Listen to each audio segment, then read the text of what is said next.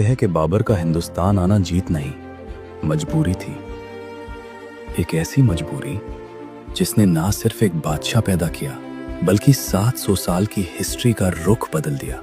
या तो मैं जिंदा रहूंगा या फिर तारीख बन जाऊंगा। बाबर कोई पावरफुल एम्परर नहीं था, वो एक हारा हुआ शहजादा था। समरकंद, उसका शहर, उसका ख्वाब, सब कुछ उससे छीन लिया गया। सेंट्रल एशिया में दुश्मन ज्यादा थे, साथी कम और वक्त बिल्कुल नहीं। बाबर के पास सिर्फ एक चॉइस थी, या तो किसी नई जमीन पर अपनी किस्मत लिखे या फिर धीरे धीरे मिटा दिया जाए। और इसी मोड़ पर हिंदुस्तान एक ऑप्शन बना। हिंदुस्तान उस वक्त सिर्फ एक मुल्क नहीं था, वो एक मौका था। जमीन जरखाइज थी, लोग ज्यादा थे और हुक्मरान आपस में लड़ रहे थे। बाबर ने हिंदुस्तान को सिर्फ लूट के लिए नहीं देखा, उसने सोचा यहां से मैं दोबारा खड़ा हो सकता हूं। ये जीत का सपना नहीं, ये मेरी जरूरत है। और मजबूरी जब स्ट्रैटेजी बन जाए तो हिस्ट्री जन्म लेती है।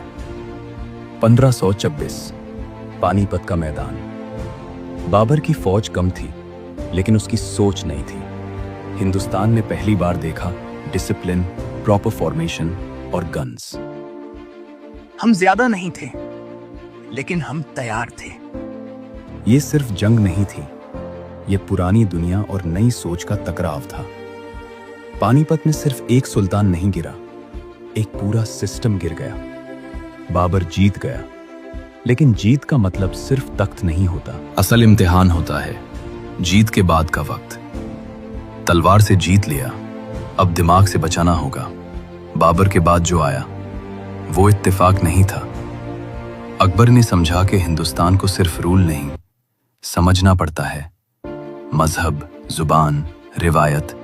उसने सबके साथ चलना सीखा और यहीं से मुगल रूल एक टेम्पररी कहानी नहीं, एक एम्पायर बन गया। फिर आया औरंगजेब। एम्पायर सबसे ज्यादा फैला, लेकिन साथ ही अंदर से टूटना शुरू हुआ। कानून सख्त थे, डिसीजंस तेज और लोग खामोश। एम्पायर बड़ा था लेकिन बुनियाद में दरार आ चुकी थी। आज भी जब हम शहरों को देखते हैं, जुबान सुनते हैं या खाना चखते हैं, मुगल असर जिंदा मिलता है। बिल्डिंग्स, कल्चर और सोच।